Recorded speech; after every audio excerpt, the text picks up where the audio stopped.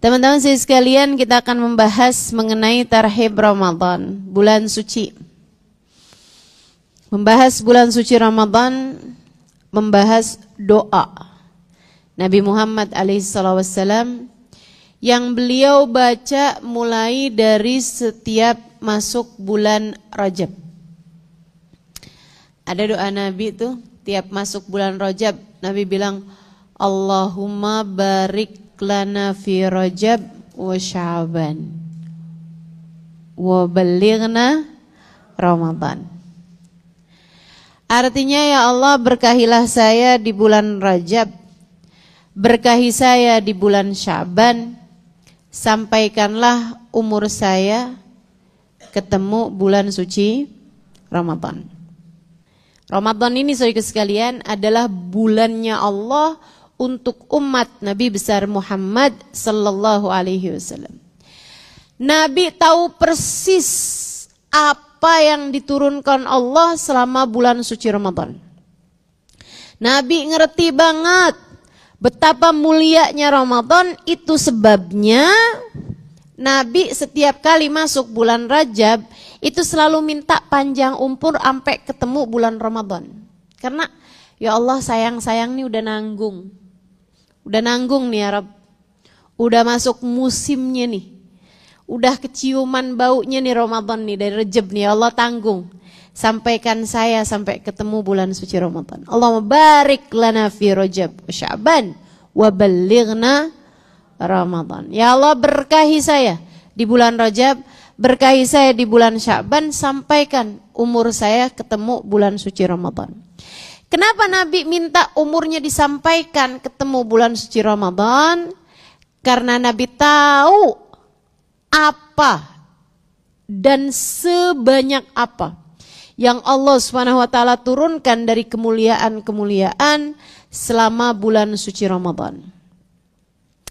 Sampai-sampai dalam hadis Nabi Muhammad mengatakan, "Lau araftum ma fi Ramadan, latamannaitum an law syuhur kullaha Ramadan." Kalau aja kalian tahu seperti apa Ramadan, kalau aja kalian tahu apa yang Allah turunkan pada bulan suci Ramadan, kalau aja kalian tahu seperti apa karunia-karunia, kenikmatan-kenikmatan, hadiah-hadiah yang Allah SWT berikan pada bulan suci Ramadan, kalian akan berharap andai sepanjang tahun isinya Ramadan semua. Nabi tahu. Saudara sekalian, lah apa nih? Apa aja sih? Teman-teman, ada yang namanya pengiriman langit. Pengiriman dari bumi ke langit, dari langit ke bumi gitu ya. Yang tiap hari ada nih. Ini kayak saat-saat sekarang nih ada yang turunin dari rahmatnya Allah gitu kan. Meskipun pembagiannya tuh enggak rata. Meskipun nih sama-sama duduk di sini nih, enggak rata teman-teman. Salah satu dari penentunya adalah rasa hatimu. Kalau kamu duduk sambil merasa diri lebih baik dari sesiapa, hati-hati.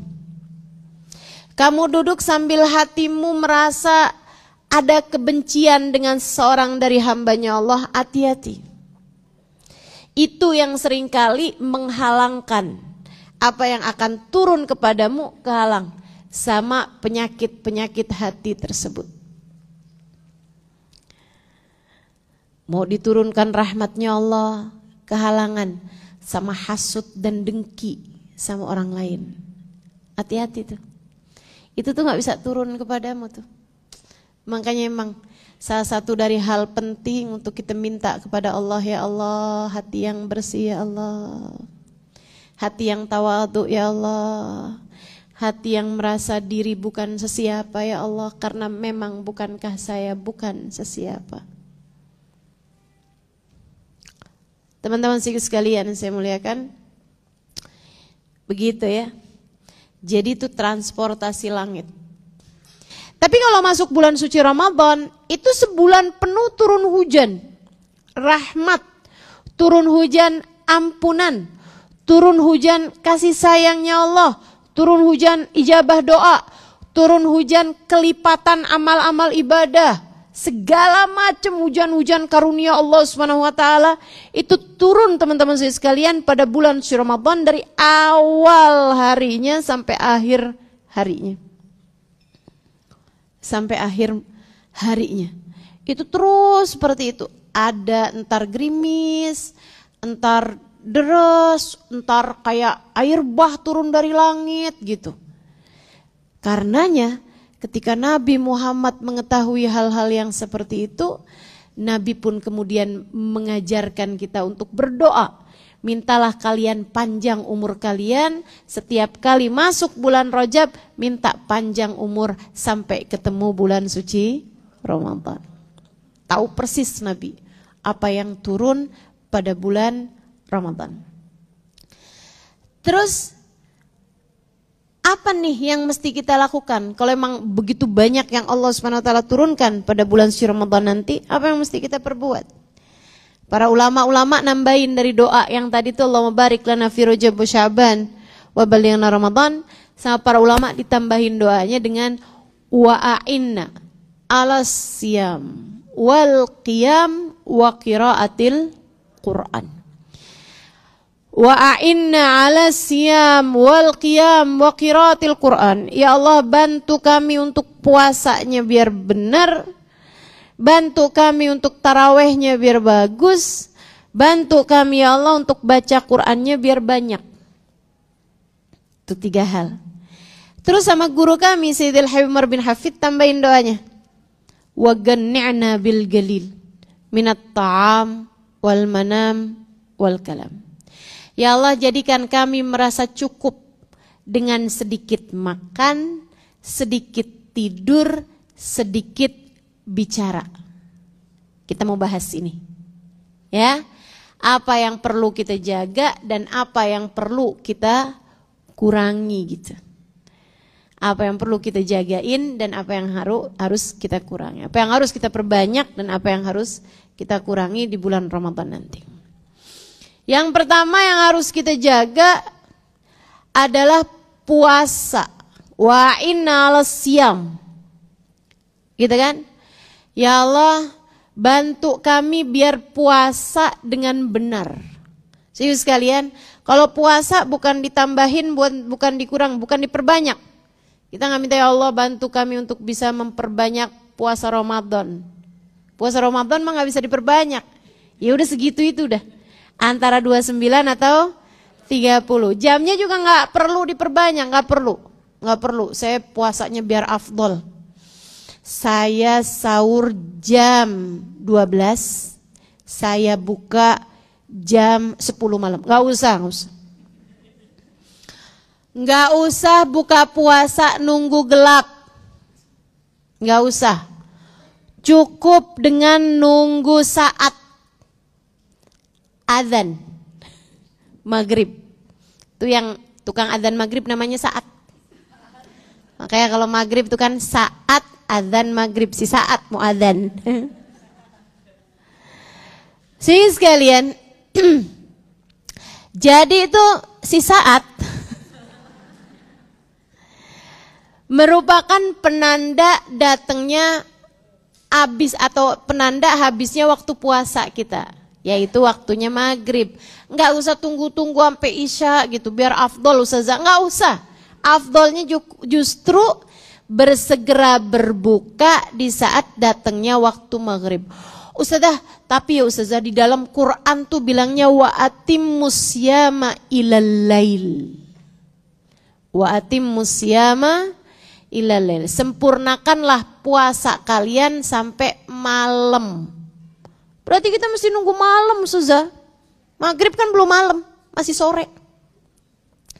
Ini yang ngomong kayak begini nih kagak belajar bahasa Arab. Saya kasih tahu ya Bu ya. Dalam bahasa Arab tuh ada nahar, ada lail.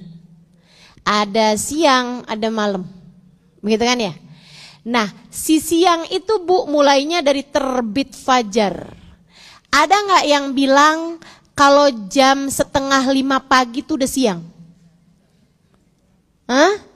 Masih gelap. Namanya masih pagi, tapi itu udah masuk awal siang. Demikian pula dengan malam itu mulai dengan masuknya maghrib, terbenam matahari itu masuk malam. Walaupun kalau awal-awal terbenam itu masih kayak belum malam, belum gelap gitu kan. Tapi itu udah masuk sebagai bagian dari awal malam. Jadi atimmus siyama ilal lail masuknya dengan terbenamnya matahari. Gak usah ditambah-tambahin. Udah jam segitu kita buka, gak usah dikurangin juga. Saya kalau urusan buka puasa ikutnya Surabaya dah. 15 menit lebih awal, ya, nggak sekalian aja sama Jepang, noh.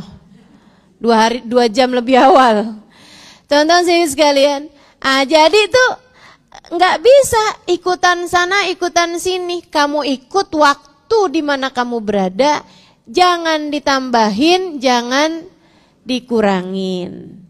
Dah, kalau untuk urusan waktunya puasa dari subuh, dari adzan subuh sampai ketemu adzan maghrib. Akan tetapi menjaga puasa bukan dari hal yang seperti itu. Dari apa? Simak baik-baik teman-teman. Puasamu dijagain 1 dari dosa.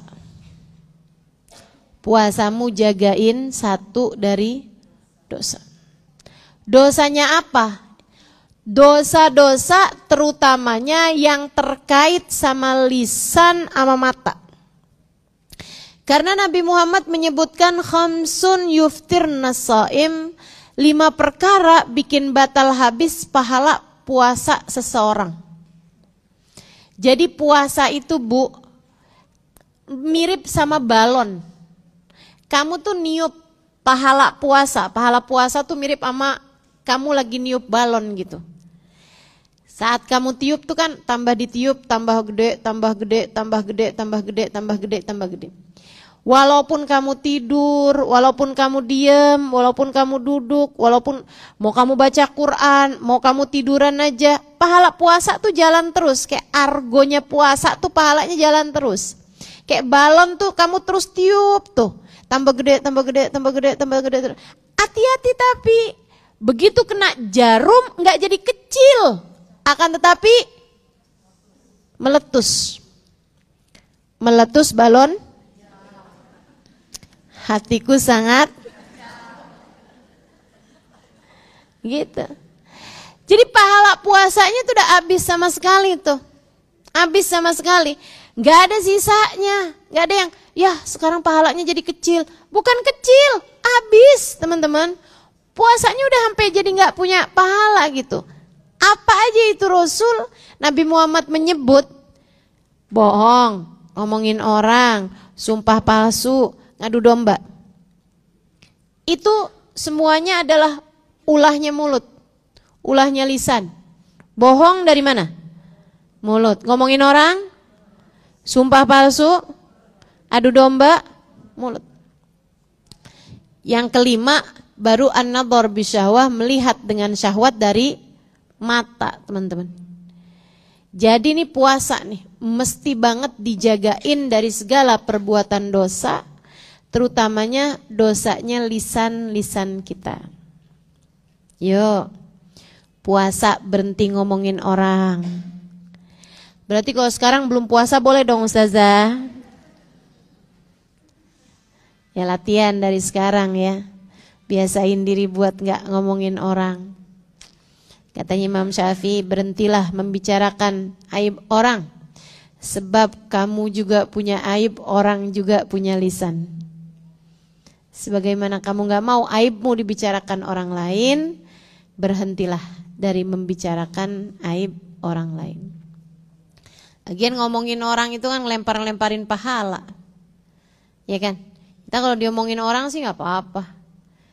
Enak, seneng, banyak pahala. Cuman kalau ngomongin orang tuh kita lagi transfer teman-teman.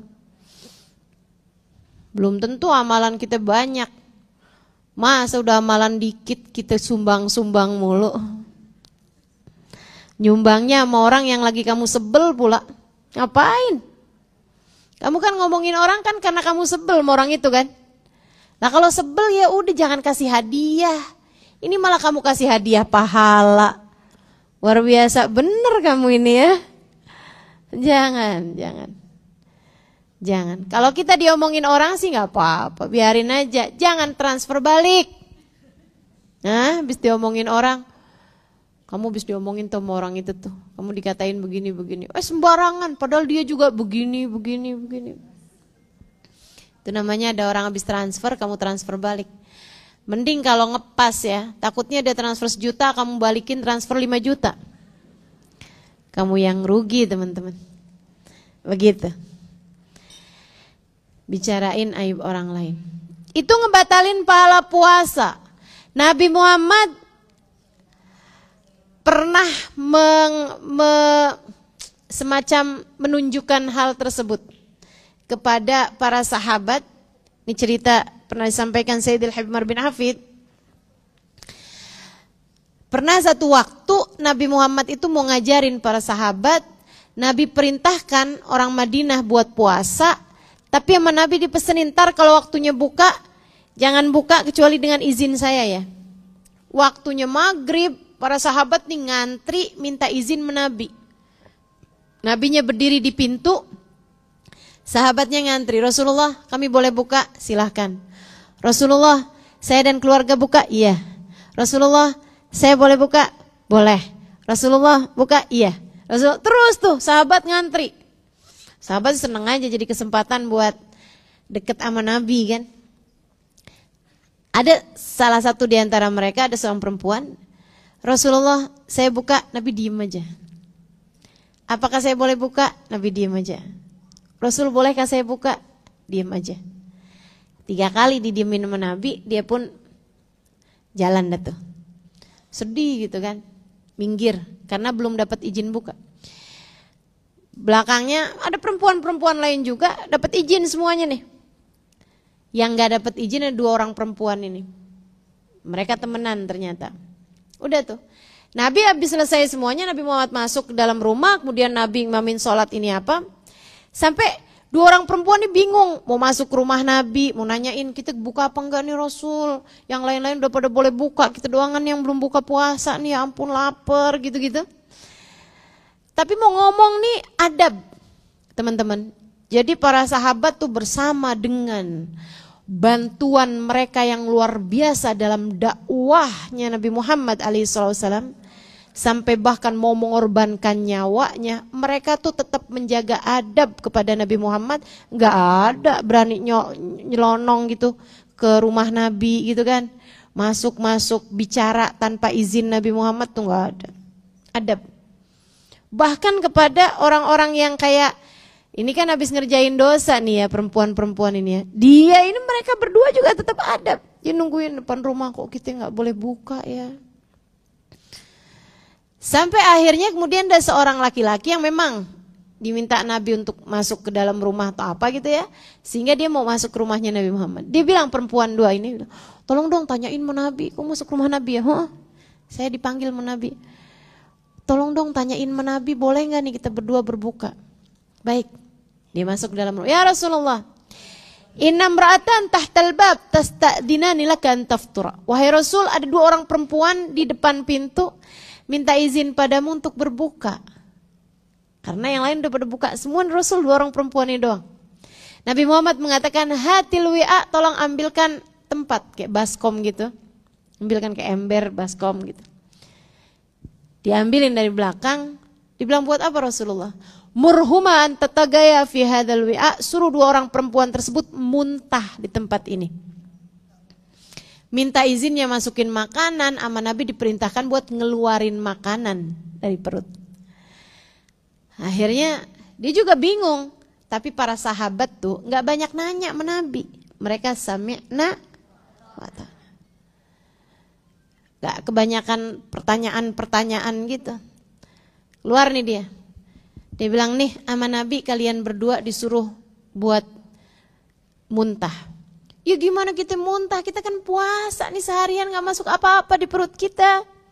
Saya juga heran, tapi kan Nabi sami'na wa ata'na, ucapannya bukan dari diri beliau, wahyu dari langit. Ayo coba. Yang satu menunduk keluar dari dalam perutnya makanan yang sangat busuk sekali baunya, kayak habis makan bangkai. Kayak habis makan bangkai. Yang satunya lagi juga begitu. Sampai tuh setengah tempat, yang satunya gitu lagi, muntah keluar deh tuh. Darah, nanah, basi. Udah nanah, basi pula. Daging-daging kayak yang udah berhari-hari gitu kan, busuk semuanya. Si laki-laki itu dengan tutup hidung, pakai tangan sebelah kiri, tangan kanannya bawa tuh baskom ke dalam. Ya Rasulullah, udah muntah nih Rasul, keluarnya beginian. Nabi Muhammad bilang, innahuma samata amma ahallallahu lahuma wa aftarata bima yahrumullah alaihima. Dua orang perempuan ini puasa gak mau makan yang halal bagi mereka. Kita kalau puasa gak mau minum kopi, kopi halal. Kita kalau puasa gak mau makan nasi uduk, halal. Kita kalau puasa gak mau makan pastel, halal. Makanan-makanan ini halal buat kita. Tapi kita gak mau memakannya karena kita puasa. Tapi kata Nabi, wa aftarata bima yahrumullah alaihima. Mereka batalin puasanya dari siang tadi dengan memakan yang haram buat mereka. Makan apa? Makan bangkai daging saudara sendiri. Jalasat ihdahuma indal ukhra faghtabata. Yang satu ketemu sama yang lain, kemudian keduanya membicarakan aib orang. Kata Allah, fala yaghtab ba'dukum ba'da ayuhibbu ahadukum an ya'kula lahma akhihi maitan fakarihtumu. Janganlah seseorang di antara kalian membicarakan aib orang lain sama kayak makan bangkai daging saudara kalian sendiri. Sama kayak makan bangkai daging saudara kalian sendiri. Lagi puasa jangan ngomongin orang. Kalau ada yang ngajakin gosip, bilang, ya ampun kita kan lagi puasa nih. Jangan bilang tar ya habis tarawih. Sama-sama haram, sama-sama dosa. Cuman kalau kamu kerjakan lagi puasa, selain daripada haram dan dosa, yang kamu kerjakan itu bikin habis pahala puasamu. Gak ada artinya puasa. Menurut Imam Syafi'i, pahala puasanya aja yang habis, puasanya tetap sah. Kata Imam Abu Hanifah, ya kalau puasanya gak ada pahalanya buat apa? Mereka wajib mengkodoknya sesudah lebaran. Jadi kalau menurut Imam Abu Hanifah nih, menurut Imam Abu Hanifah, kalau kamu puasa terus di saat puasa tuh kamu, ya ampun ngomongin orang, itu puasanya kamu mesti kodoin habis lebaran. Dan itu juga bukan berarti, ya udah kalau gitu yuk kita minum. Enggak gitu. Puasanya batal, akan tetapi enggak boleh batalin puasa dengan makan atau minum karena hurmatil waqt, menghormati waktunya puasa. Akan tapi nanti sesudah lebaran kita kodok kembali puasanya. Ya Allah, ya Allah. Bang mesti banget dah puasa ini dijagain. Jangan sampai batal pahala puasa kita karena hal-hal yang dapat membatalkan pahala puasa kita. Insya Allah. Latihan, teman-teman, latihan. Subhanallah, Allah tuh bantuin. Kita punya latihan nih, dibantu sama Allah SWT. Caranya dengan, kalau bulan puasa tuh setan diberhentikan, diliburkan, dicutikan. Saya nggak tahu tuh diliburin apa ke Bali, ke Lombok, Labuan Bajo yang sekarang lagi terkenal ya. Enggak gitu, saya nggak paham diliburinnya kemana. Tapi yang pasti teman-teman, Nabi Muhammad mengatakan, idza jaa awwalu lailatin min Ramadan, futihat abwabul jinan, wa ghulliqat abwabun niran, wa suffidatis syayatin. Dalam satu riwayat, wa sulsilatis syayatin. Apabila datang malam pertama Ramadan, Allah segera membuka-buka pintu surga. Allah segera menutup-nutup pintu neraka. Dan Allah segera menarik-narik setan dari peredarannya. Setan yang ada dalam diri kamu nih, semuanya nih ditarik nih. Kalau begitu datang nih, Malam pertama Ramadan, adzan maghrib tuh udah langsung tuh tarik-tarikin tuh semua setan-setan tuh. Ada yang nangis tuh setan. Selamat berpisah. Tenanglah, aku akan kembali padamu. Sesudah lebaran nanti, ingat pesanku, tetaplah berbuat dosa.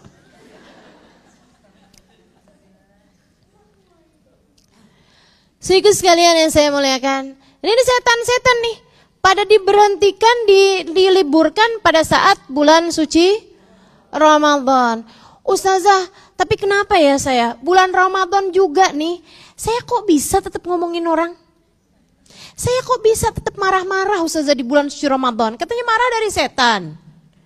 Saya kok bisa Ustazah nyubit anak saya, Ustazah bisa dibangunin sahur susah banget dah. Bisa cubit aja tuh Ustazah. Katanya kalau kesel-kesel kayak gitu dari setan. Kok di saat bulan suci Ramadan setan yang gak ada, saya kok tetap ahli juga. Ya itu karena 11 bulan setan berhasil melatihmu. Sehingga tanpa bantuan setan sekalipun kamu sudah ahli berbuat dosa. Makanya kalau kamu mau lihat hakikat diri kamu tuh, tanpa ada keikutsertaan setan, kamu liatin aja kalau bulan Ramadan. Gak ada setan, kita tetap juga tuh ngerjain dosa. Masya Allah, Masya Allah. Jadi kalau kamu pengen tahu setan tuh kayak apa sih, gampang aja, ngaca. Ini dia nih setannya nih. Masya Allah, Masya Allah. La ilaha illallah, la ilaha illallah. Ada gak sih orang yang selamat dari setan walaupun gak bulan Ramadan? Banyak. Hamba-hamba Allah. Saya punya cerita menarik nih mengenai setan nih. Teman-teman sekalian, ada namanya Sayyidina Syekh Fudail bin Sayyidina Syekh Al-Junaid yang bikin itu tuh, yang sholawat yang tadi teman-teman baca.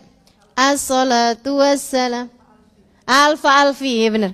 Alfa alfi salatin wa alfa alfi salamin alaika ya sayyidal mursalin. Itu yang bikin sholawat itu namanya Syekh Al-Junaid. Cerita cakep nih. Ini pernah diceritakan oleh Sayyidil Umar bin Hafid ya. Beliau, teman-teman Syekh Al-Junaid itu dari solehnya, dari pandainya menjaga hati, dari mantepnya hatinya sama Allah SWT, dan dari bersihnya hatinya, dari pinternya dijaga hati, setan gak pernah bisa masuk dalam hatinya. Setannya udah deh gak bisa tuh, ngebisikin dikit aja gak bisa. Dianya jaganya kenceng banget tuh teman-teman. Al-Junaid itu jagain hatinya tuh udah deh. Pokoknya harisnya tuh pengawalnya kenceng banget dalam hatinya, jadi nggak bisa tuh setan masuk. Sampai setannya rapat. Dewan Persetanan Internasional. Ini beneran ini ya. Beneran, Habib Umar ceritanya kayak begitu. Rapat nih Dewan Persetanan Internasional dengan dipimpin oleh pemimpin para setan bernama Iblis. Kata Iblis, gimana nih kita nih? Masa sih kita ini dong agak turun nih harga diri kita nih. Sebagai institusi yang sangat profesional ya.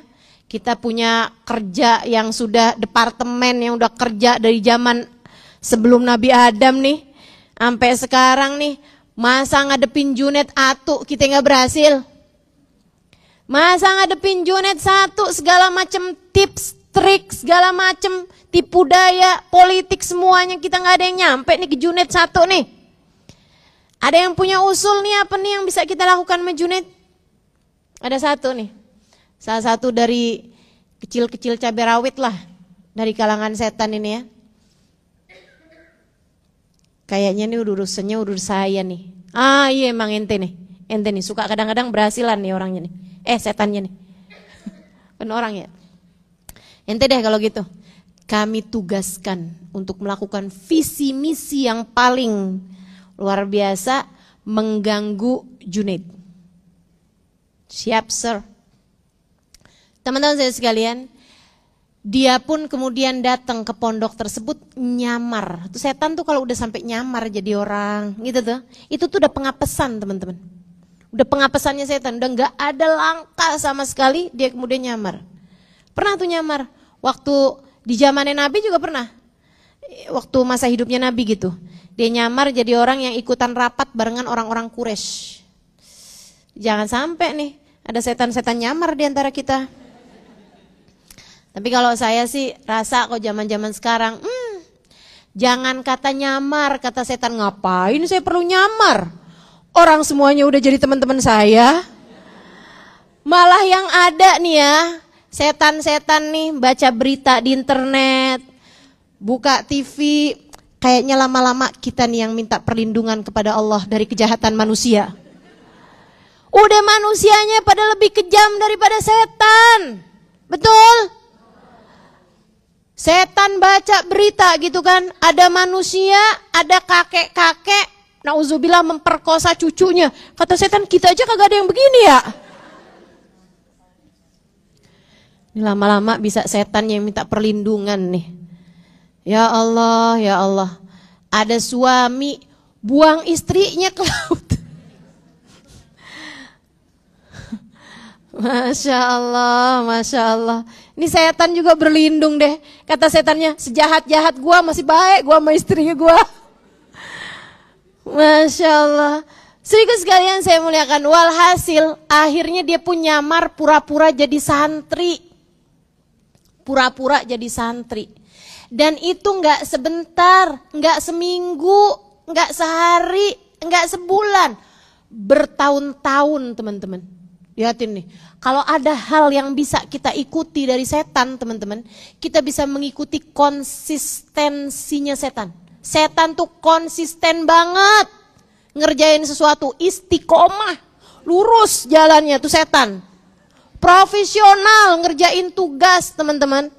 Makanya saya tuh kalau misalnya mau kayak yang, kayaknya saya sakit nih hari ini, saya nggak usah ngajar dah. Ya ampun Halimah, kamu kalah sama setan. Setan dari melek mata aja kembali bertugas. Gitu kan? Tuh teman-teman saya sekalian, setan nih. Pokoknya istiqomah banget tuh dia tuh. Visi misinya jelas gitu kan, mengganggu umat manusia segitunya. Jadi dia pura-pura nyamar jadi santri. Saudaraku sekalian, bukan santri yang bandel, santri yang taat luar biasa. Yang lain-lain tahajud pakai ada ngantuk, setan enggak. Ya iyalah, siapa yang gangguin dia? Yang lain puasa pakai ada lapar, setan puasa terus nggak pakai lapar. Iyalah, siapa yang gangguin dia? Siapa yang godain dia, teman-teman? Nggak ada halangan nih ibadah nih, khusyuk banget, pinter banget, sampai akhirnya bisa masuk ke istilah anak santri tuh abdi dalem. Ya, bisa masuk jadi santri-santri yang khidmah gitu, ahli khidmah. Sampai akhirnya ada yang paling deket sama Syekh Al-Junaid itu pulang kampung, mungkin mau nikah atau apa, dipilihlah siapa nih abdi dalem, siapa nih ahli khidmah yang bisa khidmah pantas gitu untuk khidmah kepada syekhnya. Itu memang selalu tuh dipilih yang terbaik, biasanya yang paling sabar, yang paling tawadu gitu kan. Dipilihlah si santri setan ini. Dan itu teman-teman gak sebentar, waktunya bertahun-tahun sampai bisa jadi orang deketnya Syekh Junaid. Dan itu belum berhasil membisikkan satupun bisikan. Keren gak tuh Al-Junaid? Gak berhasil tuh, dideketin, dia apain tuh gak bisa tuh. Sampai akhirnya jadilah si satu ini nih, santri ini nih, khidmah sama Al-Junaid. Dia yang nemenin Al-Junaid bawain sendalnya, bawain petromaknya tuh kalau sholat malam gitu. Itu dia tuh yang ngebersihin sendalnya Al-Junaid. Coba tuh, sabar banget gak tuh setan? Ya Allah, kita aja mau khidmah sama guru kita, hati kita nih Luar biasa tuh kan, ada yang sesuatu yang kadang-kadang, aduh tapi kan saya kan masih lapar nih. Misalnya gitu ya, gurunya udah ngajakin jalan aja gitu ya, kita belum sempat makan gitu kan. Ini nih setan nih, luar biasa sabarnya, dia yang bersihin, bagus banget dia khidmah sama Al-Junaid. Belum sekalipun berhasil ngebisikin. Sebulan, 2 bulan, setahun, 2 tahun. Dari khidmah teman-teman. Hampir 10 tahun nih dia nih, dari awal kali pura-pura jadi santri. Belum berhasil ngebisikin satupun bisikan loh ini. Satu waktu Al-Junaid kedatangan tamu. Seorang soleh, seorang mukasyif, orang yang bisa ngelihat apa yang gak bisa dilihat sama orang. Akhirnya malam-malam Al-Junaid jalan dong sama tamunya ini, mau ke masjid buat sholat malam sekaligus nungguin subuh gitu. Udah habis sholat malam di rumah, mereka mau pergi ke masjid untuk ya akhir malam gitu kan, di masjid gitu. Lagi di tengah jalan nih, si santri ini di depan dong, bawain petromak tuh. Al-Junaid sama temennya nih di belakang. Temennya ngomong kayak gini, Junaid, siapa nih depan kita nih?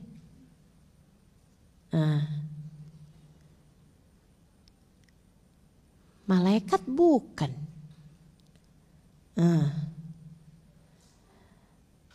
Arwah orang-orang suci bukan. Jin juga bukan Al-Junaid. Siapa nih Imam Junaid? Junaid, Al-La'in, setan nih dia nih. Kata Junaid, biarin aja biarin. Biarin aja biarin. Dia udah 10 tahun tuh. Jadi si setannya ngirain Al-Junaid nggak tahu, ternyata Al-Junaid udah tahu dari sejak awal ngelamar jadi santri juga. Biarin aja. Luar biasa kerennya ya. Akhirnya setannya denger kan dari depan nih. Al-Junaid, jadi selama ini kamu tahu nih. Dia lempar tuh si petromak itu. Terus dia bilang, emang beneran ya Al-Junaid, gak pernah ada orang sekuat kamu nih ngadepin kami wahai Al-Junaid. Kata Al-Junaid, siapa bilang, aneh bukan siapa-siapa kok. Sok-sokan aja kamu setan. Saya bukan siapa-siapa, saya hanyalah hamba Allah yang kebetulan Allah menjaga saya. Jadi rupanya setan ini nih setelah 10 tahun tidak berhasil memperdaya Al-Junaid, dia mau masukin bisikan terakhir buat masukin ujub ke dalam hatinya Al-Junaid dengan mengatakan gak ada orang yang lebih kuat ngadepin kami daripada kamu wahai Al-Junaid. Itu pun masih mental juga. Al-Junaid bilang, siapa bilang? Alah, orang saya bukan siapa-siapa kok.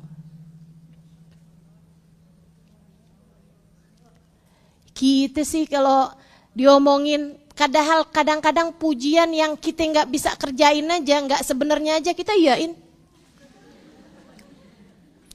Masya Allah, yang ngaji banyak tapi yang solehah nih nggak ada loh yang kayak kamu nih.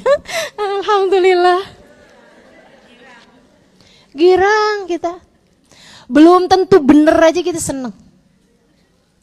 Belum tentu bener aja kita seneng. Nih. Para wali-walinya Allah bisa segitu kuatnya ngadepin setan teman-teman. Mereka tuh yang kayak begini-begini nih. Inna ibadi laisa laka alaihim sultan, kata Allah. Hamba-hambaku, setan kamu gak punya. Kamu gak punya kuasa untuk mengalahkan mereka. Minggir setan. Kamu gak bakal bisa ngalahkan hamba-hambaku. Ini yang hamba-hamba yang model kayak begini, para wali-walinya Allah, gak perlu Ramadan teman-teman. Mereka memang menjadi juara-juara dalam pertarungan hidup menghadapi setan. Tapi buat hamba-hamba yang seperti kita, perlu Ramadan untuk bisa melihat diri kita dengan lebih jelas. Siapa yang selama ini berhasil atau tidakkah kita selama ini menghadapi setan-setan kita. Itu ya, kalau bulan Ramadan setannya gak ada. Jadi kamu jangan nyalahin setan bulan Ramadan. Kata setan, saya nggak ikut-ikut. Ini gara-gara setan, ya ampun, saya ngambil duit suami. Kata setan, kagak ikut-ikut saya. Itu emang kamu aslinya kayak begitu. Yuk kita belajar insya Allah ya.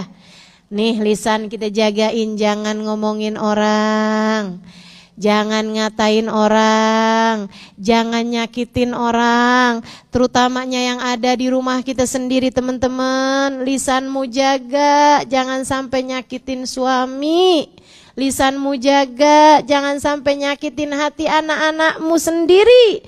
Lisanmu jaga, jangan sampai nyakiti hati orang tuamu. Lisanmu jaga, jangan sampai nyakiti hati orang-orang yang ada di sekelilingmu. Belajar punya hati yang gak tega nyakiti siapapun, saudaraku sekalian. Belajar untuk itu. Tapi ustazah, orang-orang telah menyakiti saya. Gak apa-apa kalau orang, kamu jangan. Karena kamu tidak akan dihisab atas apa yang orang lain lakukan kepadamu. Kamu hanya akan dihisab atas apa yang kamu lakukan dan kamu katakan kepada orang lain. Maka jangan sibukkan dirimu dengan membalas perlakuan buruk orang lain padamu dengan keburukan. Akan tetapi balaslah semua keburukan dengan kebaikan. Ya kan? Terutama sama suami nih. Biar kata suami misalnya nyakitin atau apa, belajarlah buat jangan sampai lisanmu menyakiti hatinya, teman-teman. Belajar, terus belajar. Terutama bulan suci Ramadan. Allah tuh sampai ngelepeh istilah saya ya. Kayak nolak gitu puasa dari orang yang gak mampu jagain lisannya. Katanya Nabi Muhammad alaihissalam dalam salah satu hadisnya, man lam yada' siyamuhu an qawli zur wal amal bih falaysa lillahi hajah fi an yada' ta'amahu wa syarabah. Siapa yang puasa tidak mampu mencegahnya dari berkata keji ataupun melakukan perbuatan-perbuatan keji, maka Allah gak perlu sama dia meninggalkan makanan dan minumannya. Kata Allah, bukan begini puasa yang saya harapkan. Allah pun menolak mentah-mentah puasamu tersebut. Puasa nih antik teman-teman. Antik puasa ini. Pahalanya itu kalau amal ibadah yang lain ada hitung-hitungannya. Akan tetapi puasa gak ada yang tahu. Puasa tuh jurinya langsung Allah.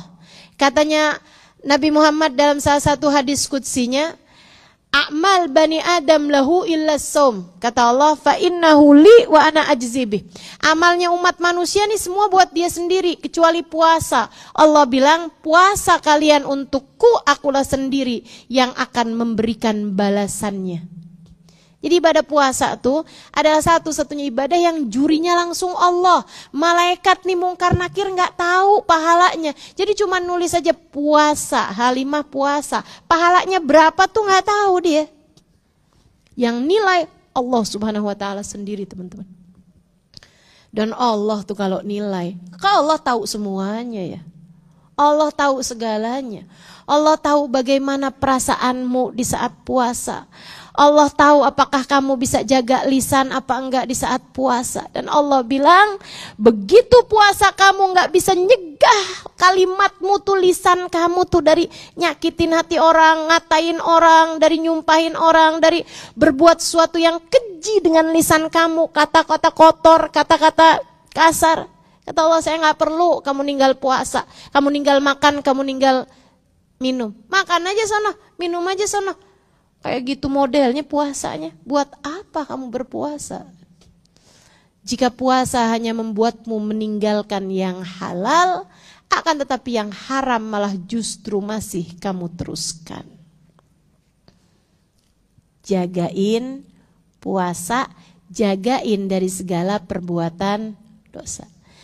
Selain daripada itu, kamu juga harus jagain puasa, teman-teman saudaraku sekalian, dari makan makanan yang gak halal. Hati-hati. Hati-hati. Makanan yang gak halal itu mau itu komposisinya memang haram atau dicarinya dari cara-cara yang haram.